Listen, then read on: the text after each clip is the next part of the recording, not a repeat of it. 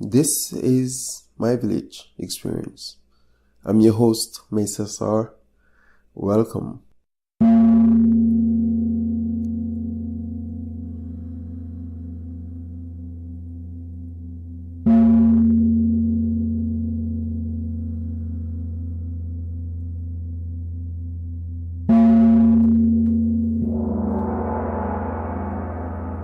Hello, villagers. Today we have Rebecca White Reverend. Hello, Rebecca. Hello. How are you today? I'm very good, thank you. Perfect in this beautiful weather. Yeah, nice sunny day, not too cold. Perfect. So today Rebecca is going to tell us about a lot of things related to music, related to sound and therapy and healing. First thing first, can you tell us about three essentials, three things that are really essential to you? So with respect to sound healing, there's lots of different sound healing tools that I could rhyme off. However, I don't believe any of those are essential. The one sound healing tool that we all have is our voice. And our voice can do all of the sound healing that we need. Definitely. We can tone, we can sing, we can chant, we can speak, we can hum, we can do lots of things with our voice. So as far as sound healing tools go, I would say the voice is the only one. Other things that I feel are essential is recognizing your own perspective and really being aware about where you are. So that perspective that you're holding is being conscious of it and knowing that your perspective and someone else's perspective will not be the same. No, definitely. So whatever it is you are bringing forth into the world, whatever it is you are reacting to, it's always from your own perspective. So that perspective piece is a big one for me. Sure. A third thing, voice, perspective, probably just breath. With our breath, we can receive the energy of the universe, the chi, through our breath. We use our breath to feed our voice, and our voice is our creative process. Definitely. So that's how we create into the world. So I think I'd go with breath for the third one. Wow, really insightful when you talk about perspective, even breath, and these like really things we took for granted. All these things about perspective, as you said, and it's one of the main theme of the My Village Experience podcast. And what about your background? Where are you from? Ottawa? Where I are you was from? born in Ottawa, Okay. but I grew up in Peterborough, which is about 3.5 hours away from here. Okay. But yes, I moved here as a young adult, so I've lived here most of my life. Okay. Yeah. And how is it in Peterborough? It's a smaller town than here. It's a little bit more redneck. Okay. Right. But it's nice, and I still go there. I'm going to be heading there for Christmas shortly with my mom. Perfect. She's still there. Wow.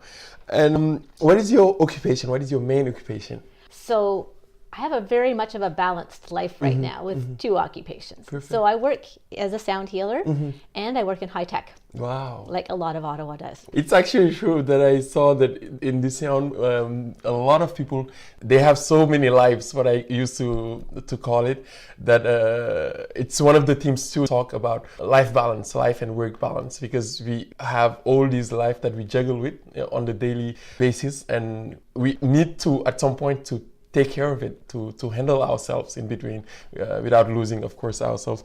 And what led you to any of the occupation that you just mentioned? With both of them? Yeah. So with high tech, it was something that I discovered. I was actually going to college to become an accountant. Okay. But you had different things you could go into, and I really enjoyed computers, though I was really good at accounting. Wow. I liked the computers, and I had my uncle told me the night before, he said, he was an accountant. He said, don't go into accounting. It's really boring. And I went into computers and I loved it. So I ended up going and getting a computer science degree after college. And yeah, it was just, I took to it. Like problem solving. I have that piece of my brain. Okay. Yeah, so that was that. The sound healing has been more recent. So I would go say that 2012 or so is when I started to get into that. I'd always been doing music and playing guitar and singing, and loved music. Yeah, definitely. And dancing. Yeah. But as far as using it as a meditation, as using it as a way to increase your spirituality, that was something that's really started for me in 2012. Oh, Wow. Although I'd been introduced to it, bits and parts, I started going to my friend Jeremy's crystal bowl meditations regularly, and started really getting into meditation and really connecting with spirit.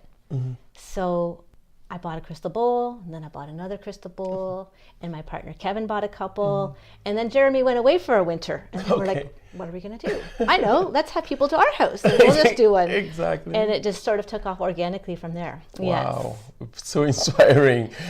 It gets me so many questions that I'll try to stick on these. You mentioned about the sound therapy and how you went into it. Could you give us maybe a little context about where did it come from? The sound healing, sound therapy. Where does it come from? It's always been there. It's been there before.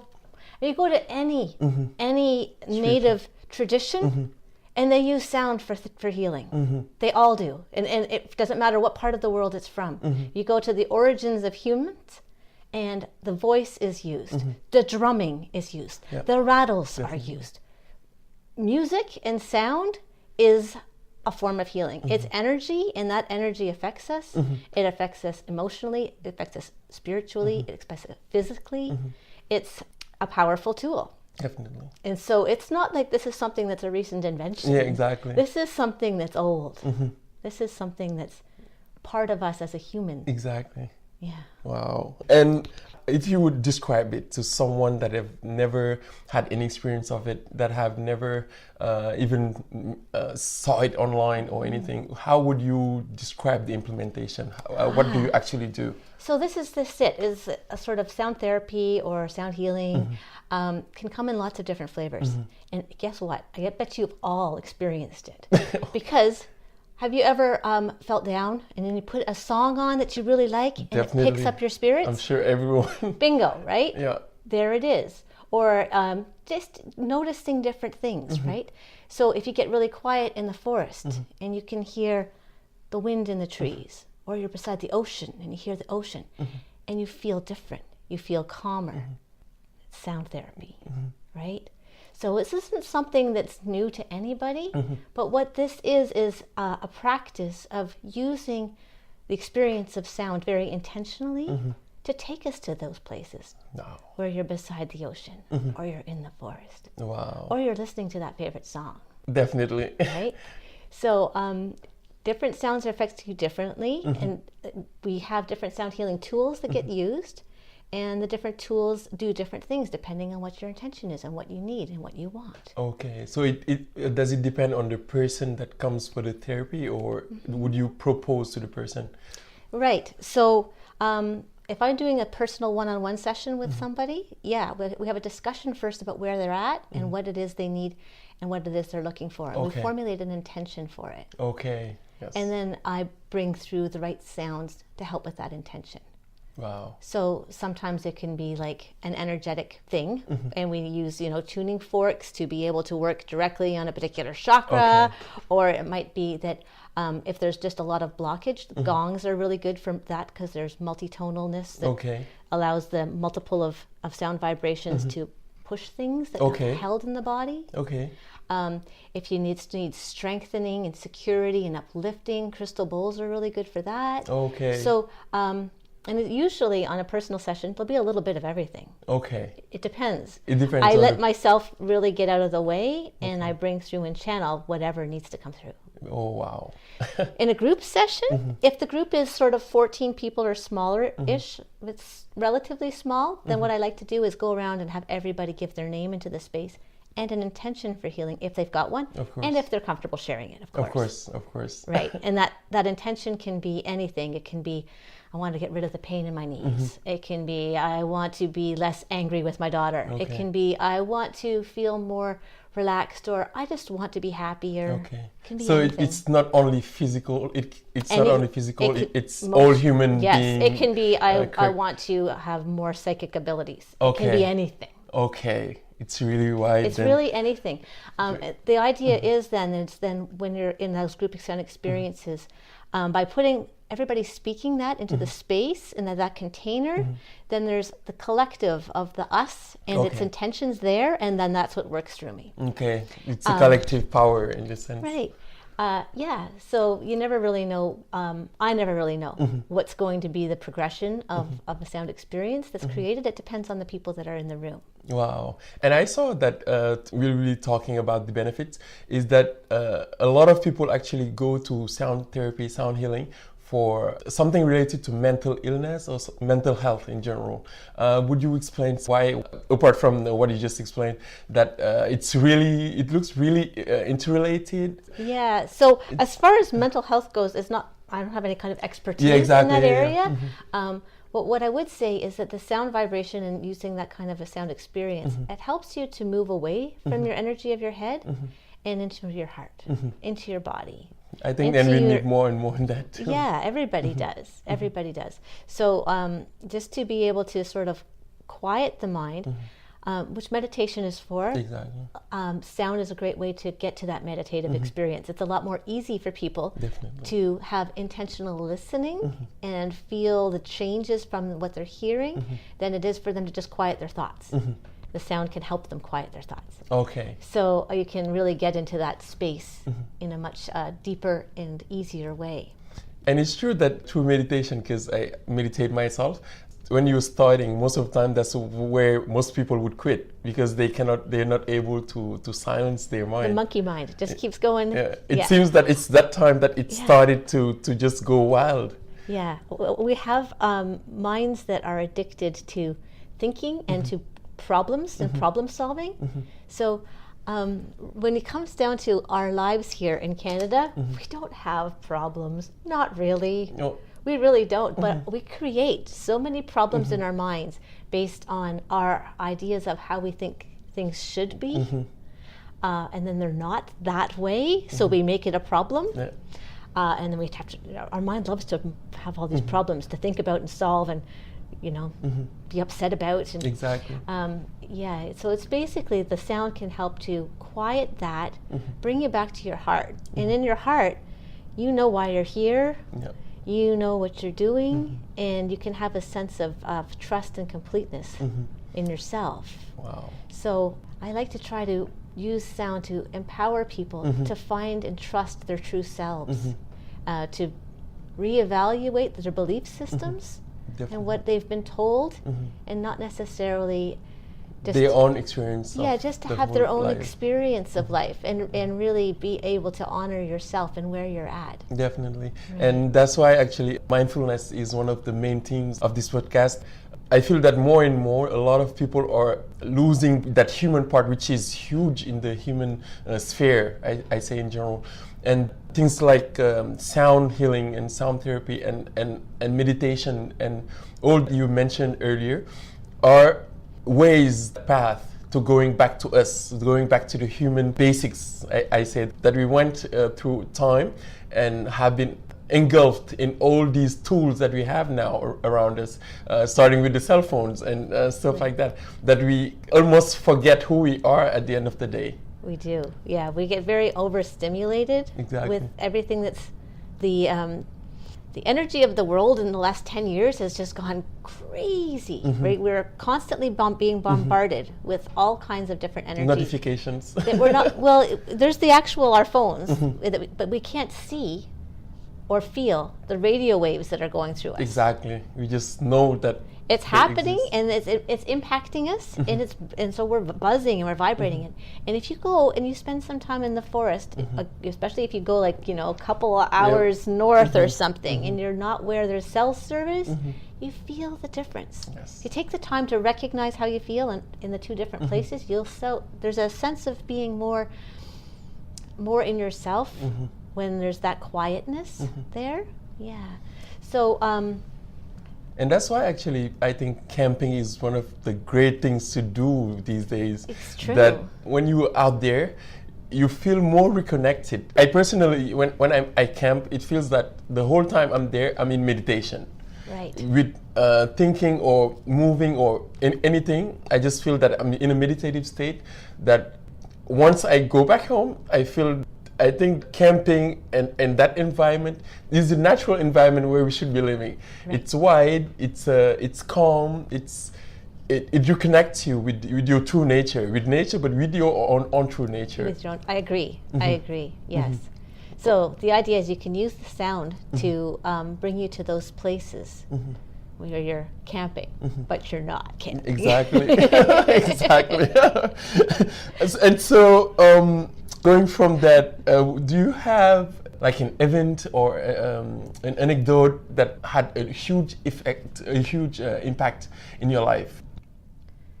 Okay, there's so many things I could say, but I'm going to say that a thing that was one of the first things that helped me to sort of shift myself. Okay. When I was really my first trip to Cuba, which is odd, but in retrospect, it's not odd because when I was in Cuba, and there was like no cell service. Okay. So already you're not having that extra bombardment. Yeah. I felt beautiful and free when I was there, in a way that I hadn't felt before. Okay. And it was so inspiring to see the way that the Cubans live on the land so naturally. Yeah. So made friends with many of the Cubans and went to their homes where they have their little house and their little gardens and their chickens and their goats. And the salsa playing somewhere. And the salsa music and people walking down the street singing and that not being strange.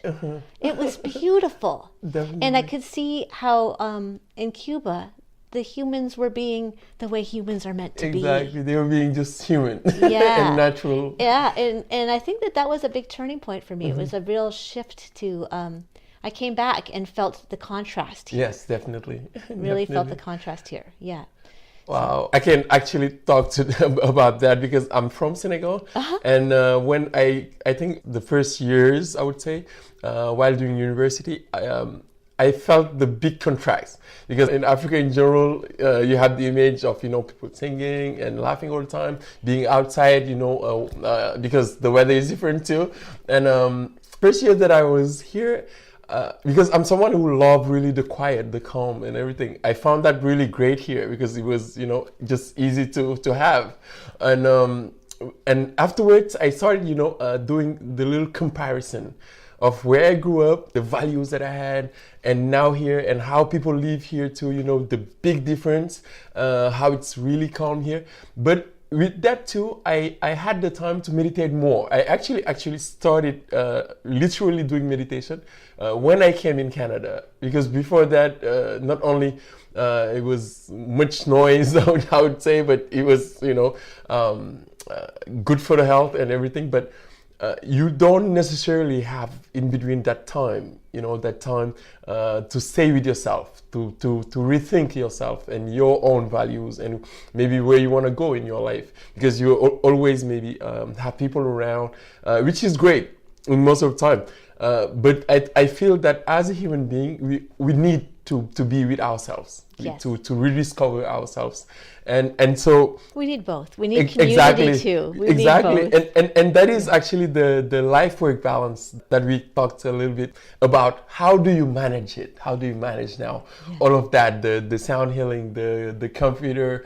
Yes, it's I would say it's challenging for me right now actually, because I'm working 4 days a week in the high-tech job, and then I'm working quite a lot doing the sound healing too. So I don't leave myself probably enough space just to have that space to sit, to meditate, to really recognize my own breath and drop into those. So this is my own personal challenge to make that space. But I'm conscious of it and working that into. And I think that's one of the first steps.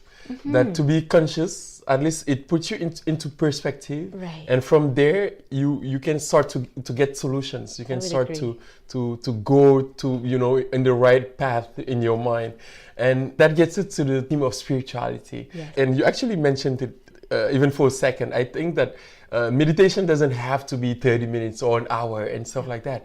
I think that even nowadays we need at least 1 minute or even 30 seconds of just saying, I'm conscious of myself, I'm mindful of where I am, and your breath, as you mentioned it. And from there, just have that little break that we can all afford. It's 30 seconds or a minute. I have a really mini meditation that I do sometimes, which is basically right in front of your third eye is generally where we keep our consciousness. Yes. as in this society, is, you know, we're mental, we're here, we're it's wherever we see in front of us, and that's sort of where our energy is. So it's just closing your eyes and taking that, imagining it like a little ball, and putting it back into the middle of your head where your pineal is, where you connect with your greater insight, where you connect with your higher self, and then dropping it down through feeling it in your throat, and then dropping it right down into your heart. And it really can shift things just that small bit. And recently I had a friend tell me to continue it and take it straight down.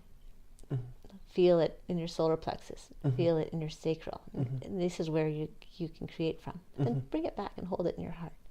This is where we want to live from. We want to live from the heart. Yeah. Wow. And it makes us talk about spirituality. Yeah. What is your spirituality? How do you see the spirituality? How do you define it? Wow. I know it's a really large... Spirituality, yes, it's so huge. Like I said about the perspective piece, everyone's comes from their own perspective, right? So I can only speak from my perspective. Exactly, yes. But from my perspective, I see us all as one thing. We're just all part of one thing. So if you use the analogy of your body, it's like if, you know, there's little baby finger is talking to the thumb, and they're like little friends, and they're hanging out together. They might not have any recognition that they're both part of me. They don't know what a Rebecca is. They're just a thumb and a finger, and maybe they all fight to each other, and they all argue, all of these little fingers. But they're both me, but they don't necessarily believe that or know that, right? So I kind of feel like we're like that with each other. We're all part of the earth.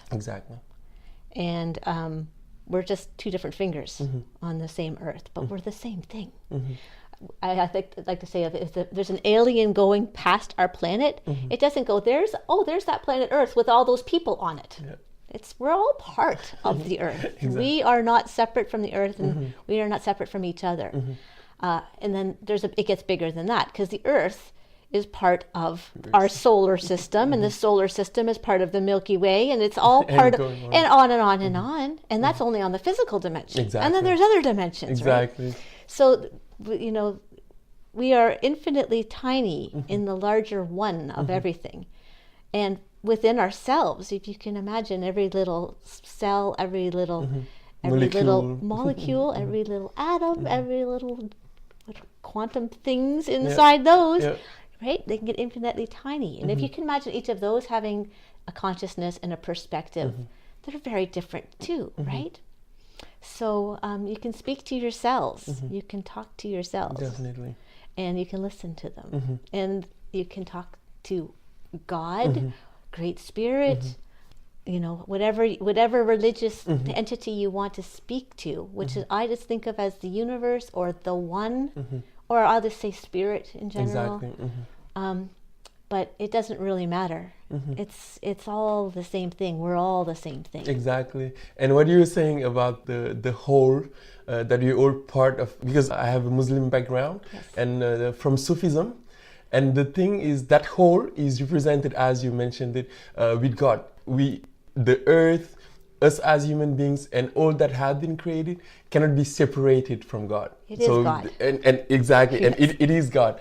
And all of that put you more in perspective when you interact with other people, how you treat even yourself and treat other people. Because I think that when you know yourself, it's just the same reflection that you have on others too, on other things too, because it's not only the human being that you have to respect.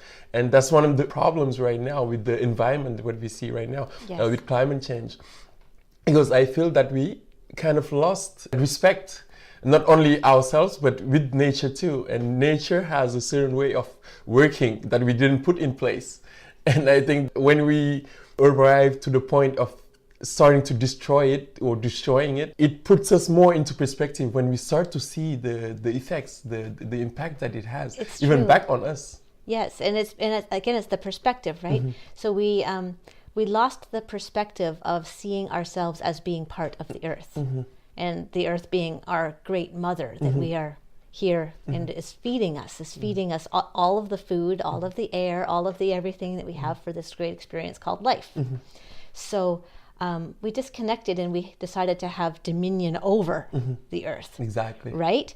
And when that mindset shifted and it became conquering of the earth, then we started to use the earth's resources in a way that's not coming from the heart but coming from the head. Exactly. And we invented this thing we call economy. Exactly. Which is a human invention. It wasn't like we came to the earth with this economy thing. Exactly. And now we do things that are obviously bad for ourselves and the earth in the name of the economy. Exactly. Which is a really strange thing to do.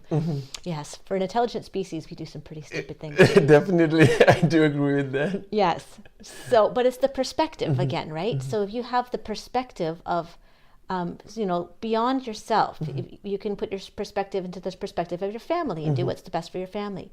You can do it perspective of your city. What's the best for the community, for the city that I'm living in? Exactly. What's the best thing for my country? What's the best thing for my planet? What, you Exactly. can put your perspective in different places and work from those different parts of perspective, right? Exactly. Yeah, and it doesn't need to stop there. No, definitely. And I think that no opinion is little, because we all have a mind, we all have different experiences of life. And I think that if we all come together with all these ideas, with these solutions, we can come together with something real, something that we can make to at least to force a change, to do something very real that we can all benefit from. And it gets us to the subject of social issues. What social issue? Because I know, of course, you probably have a lot of them, but one that is dearest to you.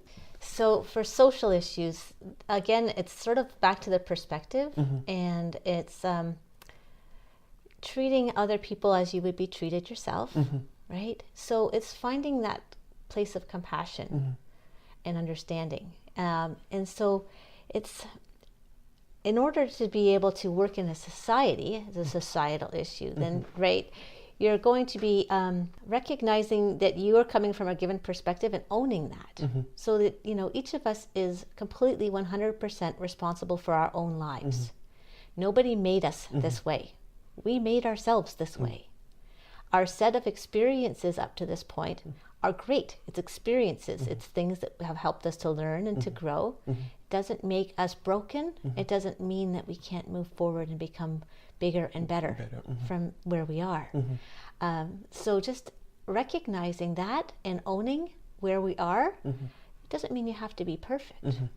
But owning where you are, so that basically if we can change our interactions with other humans such that if somebody says something to you, you can, if you have a reaction to that, you feel angry, you feel sad, you feel scared, whatever, if you have some kind of reaction to that, to recognize in yourself, what belief system am I holding on to? What expectations or attachments do I have that I'm having this kind of reaction? And if you can speak honestly and openly from that place and say, I'm feeling this and I think this is why, then we can grow together. So this can be something that's easier to do with your, significant other, where you can have those kinds of conversations where you can be deep with each other. But if we want our society to be able to grow, we need to be able to do it with everyone. Right? Yeah. That's right. And recognize that if you're angry, the other person didn't make you angry. Exactly. There's something in you that is holding on to a belief system or perspective that's resulting in anger, but they didn't make you angry. So owning your own stuff, I think, is the key for this. So this isn't talking about a particular societal issue, but it's just talking about sort of a new way of society working together and interacting with each other. Open and honest communication is challenging. It's hard because it's hard for us to be even open and honest with ourselves. That's it. Right? Especially if we have a belief system that's very strong, right? Like you shouldn't be angry. Then if some anger happens, what we tend to do, hold it. You hold it in your body. And guess what? Unless you do something to let that out at some point, you're hurting yourself. It's going to make you sick. It's going to make you sore. It's going to make you sick. Yeah, and a lot of the things that I do with the sound therapy are helping to unblock those things so people can feel it and let it go. You don't even need to know where it came from. You just feel it and let it go. And actually, with the benefits of sound healing, I saw some people actually come to sound healing for stress, for depression, and all of that. Would you maybe explore a little bit about the benefits of sound healing? Wow. Well, some studies actually showed it relieves stress and anxiety, Yes. Even though they don't know yet how long it does stay right. with the person. And that depends on the person, right? Exactly. So, to me, if you're coming for sound therapy, it's not going to be any different than if you went camping for the weekend. Exactly. Or you went and sat beside the ocean. Oh. Or you went to a quiet forest and listened to the wind and the trees and the birds chirping. It's going to do the same thing. Those things would also cause your anxiety and your stress to reduce, right? Sometimes those things aren't too accessible to us in a city. So coming and spending an hour with a group of people at a sound healing event and dropping into this place that you didn't know existed in yourself, where your brain got quiet and people can have, different visions and different things happen in that space. And where you can be essentially yourself, I think. You really can start to see and recognize and feel yourself. That's good. It's good for us. It's good for all of us. And having that state of freedom, the sense of not being judged. Because, there are environments, I feel people like more and more now, of environment where they actually can be themselves. So we all have these images of ourselves that we try to project that are not our real selves. Yes. And I think, as you said, the environment that you offer helps people actually just coming here and being themselves. Yes. Because it's a natural environment where we all get to be sensitive. Yes. With our ears, with our heart, and our perspective too. Right. And if you come to, so there's different events that I do. And so, the sound-based ones with the gongs or with the crystal bowls, that's very passive. You come and you can just, right? So I do other things too. So if I lead kirtan events or chanting events where you sing. And then, so people find that more challenging. They have to get through. Yeah. Some people don't know how to sing. It's not about singing and singing well. Exactly. It's about the mantras. It's about listening to the music, feeling the music. We hold a space of silence after the end of each song, but you're singing words of empowerment over and over and over and over again.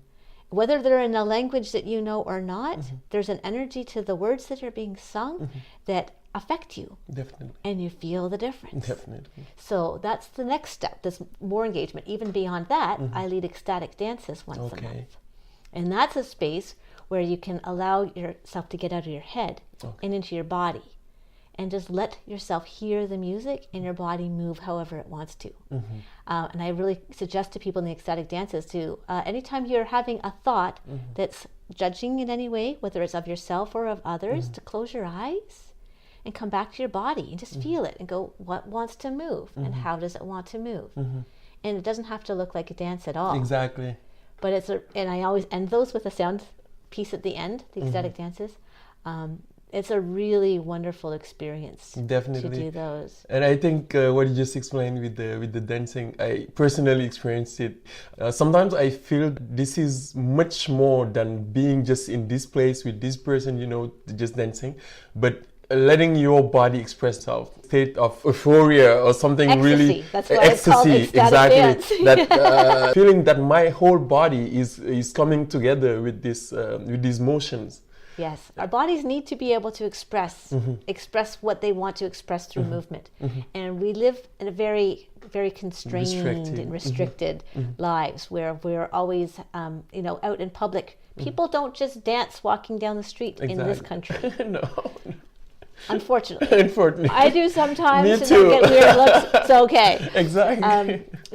So we sit a lot and we're in front of our screens. Yes, in screens. Yeah. And so it's really good to take that time to just put the music on and feel the music and let your body move to the music without worrying about what it looks like.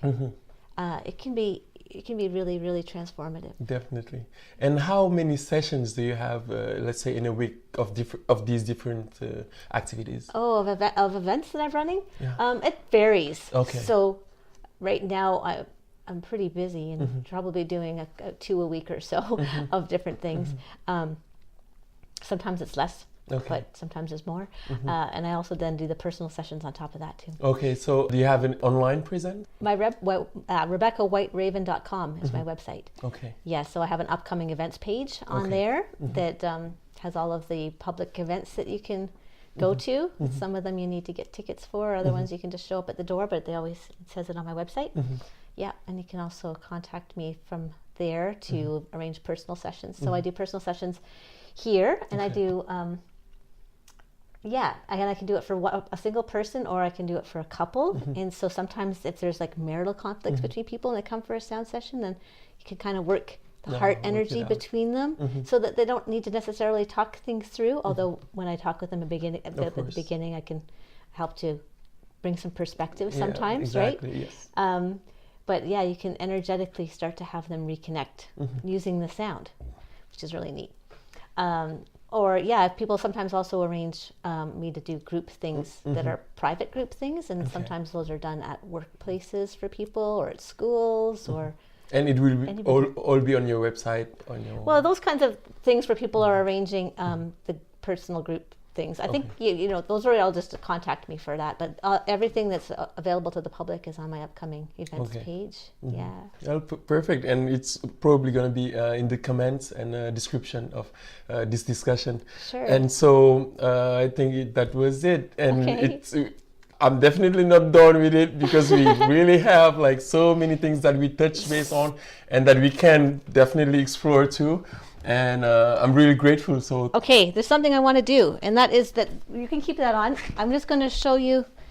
This is what I end every session with, because I love this instrument.